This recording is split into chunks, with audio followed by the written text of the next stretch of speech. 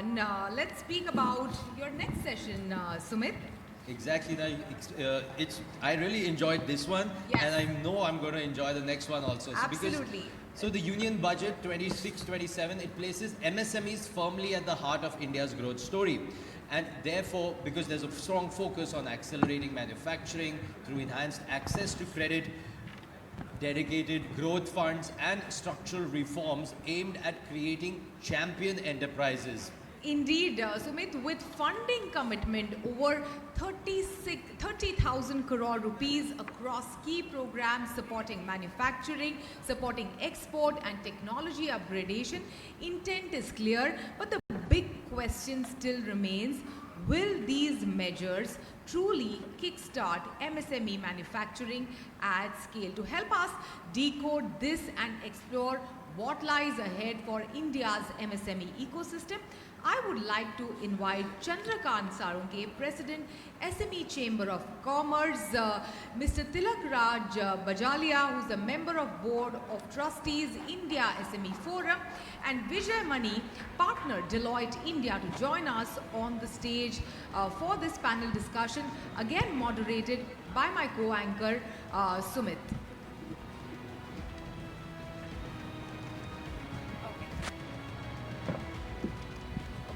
Mr. Tilak is not in today, but we have two distinguished gentlemen joining Sumit on the stage. Over to you, Sumit. Yeah, unfortunately, Mr. Tilak's gotten stuck in traffic, which is, I mean, we are all here from Mumbai. We know how that works here. Mr. Salunkhe, Mr. Mani, thank you so much for your time. Mr. Salunkhe, President of SME Chamber of India. I just want to start off with you because the budget has been very... it's kept MSMEs in focus. Wanting to first just get your opening thoughts on the budget for MSMEs. What is your key takeaways? First of all, thank you, ET Now, for inviting to share my thoughts, particularly India Investment Summit. If you look at the growth of Indian economy and industrial growth, especially contributed by the SME sector. But looking at this budget, I'm not happy with the budget, with the finance minister, for providing only 12,000 crore rupees only for the fundraise. But there are many champions in the small, micro, tiny industries. They are looking value addition, support, and particularly the level playing field when they are putting efforts for the growth of Indian economy. See, usually looking at the process of this budget, I was there. I had given a lot of inputs to the Honorable Finance Minister. If we look at particularly expansion of manufacturing activity in tier 2, tier cities, this is a very difficult to run the industry because the banking sector is only the source for the financial fuel, and others financial fuels are very costly. So therefore, I suggested the government particularly to provide more incentives, more value addition services, particularly for the SME entrepreneurs. Those are putting efforts for employment generation, industrial output, and export promotion. But therefore, this budget is not so beneficial to the micro, tiny, and small industries. Particularly, they are looking for and they're expecting from the government if we have to march towards Viksit Bharat. Absolutely, and it's important to always promote entrepreneurship, to get people, like we've always been hearing about the fact, to get people to make jobs rather than be in jobs. Mr. Mani, I just want to come to you on your the space that you're the expert in, which is on the credit space. Looking at the current scenario and more like an opening comment, just would want to get your thoughts on where do you see the credit availability for SMEs, MSMEs? What more can be done? What is some maybe thoughts that you have that could help boost this sector more? Yeah, I think when you look at the overall picture, you see a tremendous scope for improvement, and I can understand Mr. Salunkhe's frustration. there are about 75 million MSMEs registered under Udyam. And a bulk of them are micro enterprises. When you look at the number of enterprises registered for GST, there are about 15 million enterprises. But when you look at the MSMEs that actually get access to formal credit through the banking system, it's a small fraction. Forget about 75 million. It's a small fraction of that 15 million as well. To be fair to the government, a lot has been done. I think the CGT MSc program is a good program. It's been running for more than 25 years. However, I think the uptake of the credit guarantees is a small fraction of the overall contribution of MSMEs to the GDP. And just to give you a sense of the numbers, the total MSME contribution to GDP is about over 100 lakh crore. And when you look at the cumulative guarantees under CGT MSc, it's in single-digit percentages of the contribution to GDP. So I think while a lot of good things have been done, the TREADS program is another good example. But I think more needs to be done to drive credit directly to micro enterprises. And there are a number of things that we can talk about, ways to do that. Okay, we'll come back to that in a bit because it is important to drive that credit, let it be easily available to the MSMEs to just help them boost their business. Mr. Salunkhe, Mr. Mani also spoke about TREADS. So I just want to talk to you about, the thought of linking GM with TREADS and securitizing the receivables. It's being seen as a breakthrough for MSME liquidity. How do you expect this? How are you seeing this to genuinely improve cash flows? Because the cash and the credit is one of the most important pillars for MSMEs to stand on and expand or even carry on the business. See, first of all, government and even finance ministers not understand that trades is made compulsory for last 5 years. Every budget they are emphasizing the trade. It is a compulsory for every corporate, every PSUs. The trades is built up and advocated by us, by me particularly. When Mr. Raghuram Rajan was the governor of RBI, I said either you change the NPA norms or bring some platform where our MSME sector will get receivables on time. Particularly, if you look at the corporate level, most of the corporate or buyers particularly, what they do, they deal with the entrepreneurs or enterprises that if you will not put a condition that we have to list on a trades, we will not buy from you. So therefore, many entrepreneurs, they have to accept because we want to do business. Business nahi milega to company kaisi chalegi. So they want to have a business, so therefore they accept some terms, conditions there. But now, since the government, particularly finance minister, has announced from the trades, let us see next 3 months how many corporates, how many multinational companies, even medium-sized industries coming on trades, encouraging MSMEs not to avoid the listing on there, but to take advantage of this facility. I'm sure most of the MSME will not become NPA. The cash flow will be there, and definitely the GEM portal is beneficial, particularly for those are looking to support or supply to large corporate, even the corporations and government agencies. So let's see how the trades is going to be work and how the government is insisting from railway to their all PSUs to take advantage of the trades. Okay, thank you for that. Mr. Mani, I want to talk to you about one angle of credit because there is a lot of NBFCs that have started offering credit to MSMEs, business loans as they say. Do you see, besides banks, obviously, banks, large organizations are there, but a lot of NBFCs on the smaller scales. Do you see that market kind of going in a good direction, or is there too much already? Is there too much saturation? Is there room for growth? How are you seeing what's happening on the ground? What's happening on the grassroots realities?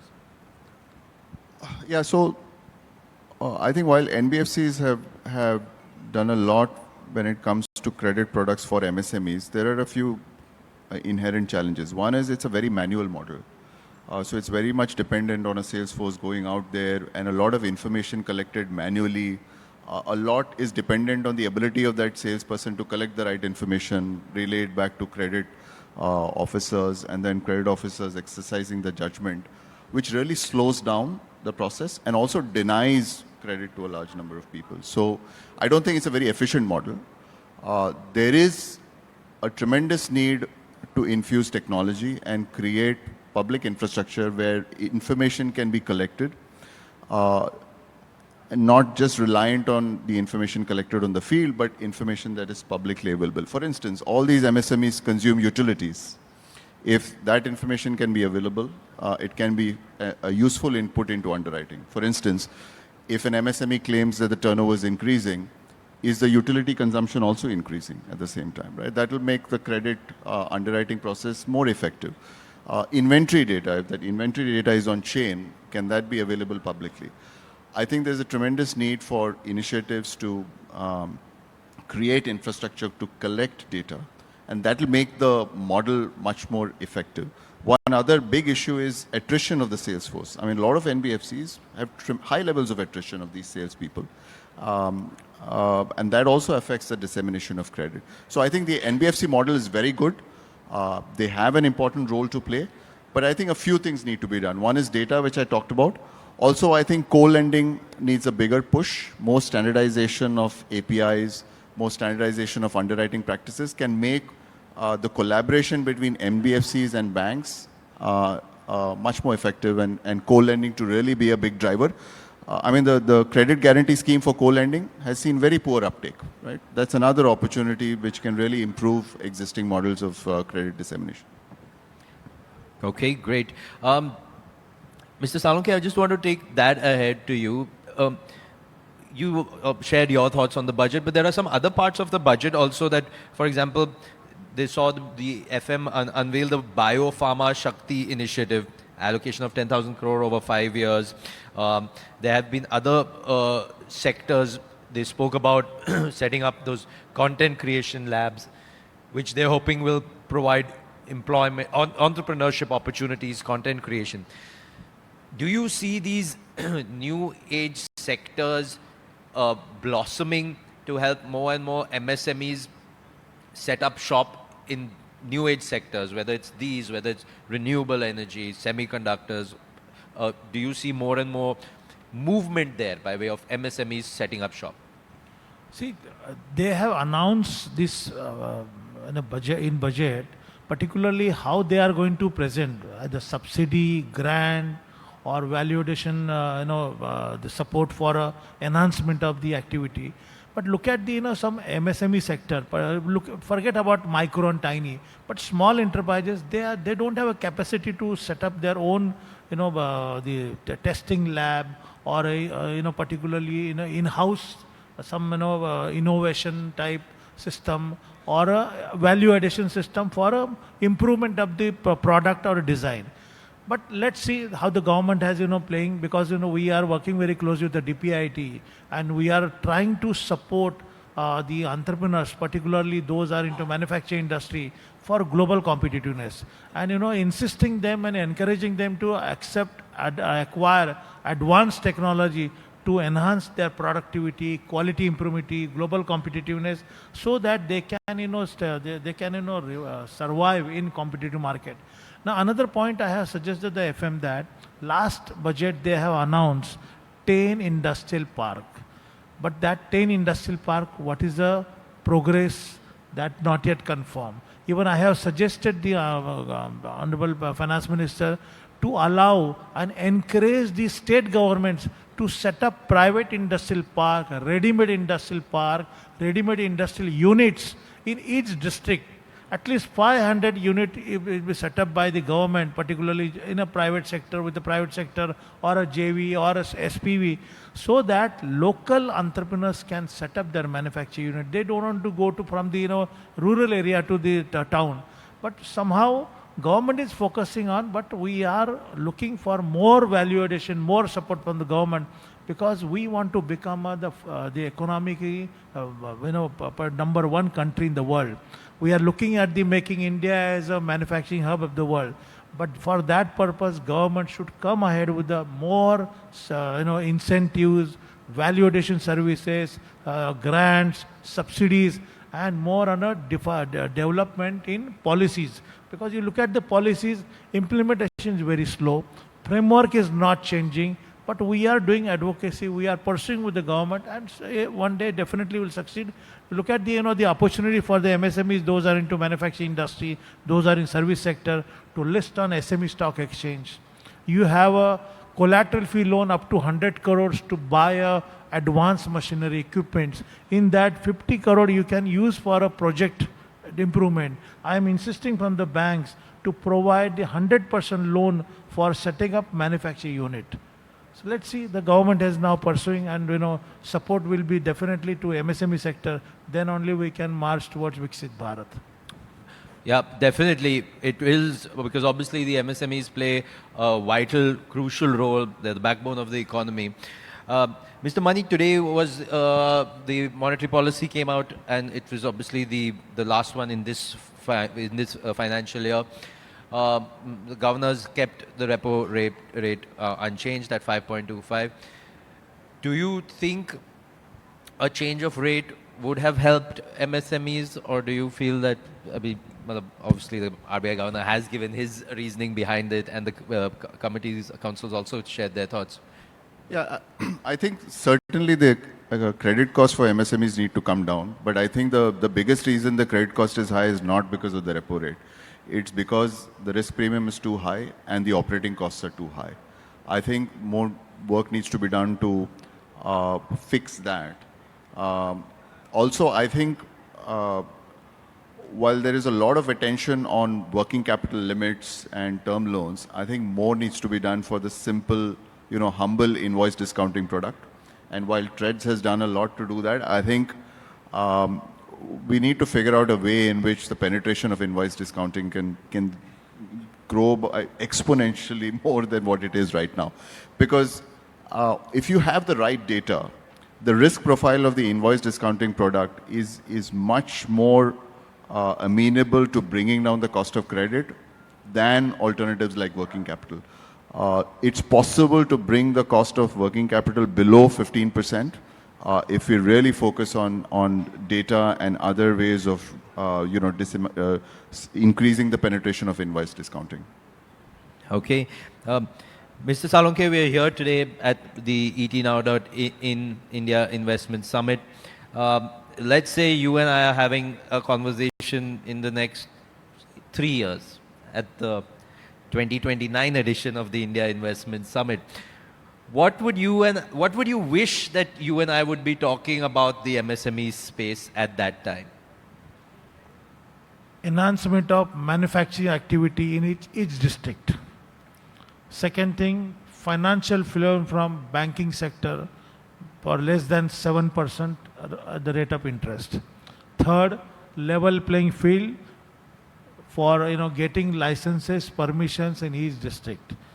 Most importantly, market, because government has started finding new market when Trump uncle started imposing the more tariff and more rates on the India particularly, so that government become alert to find out new markets.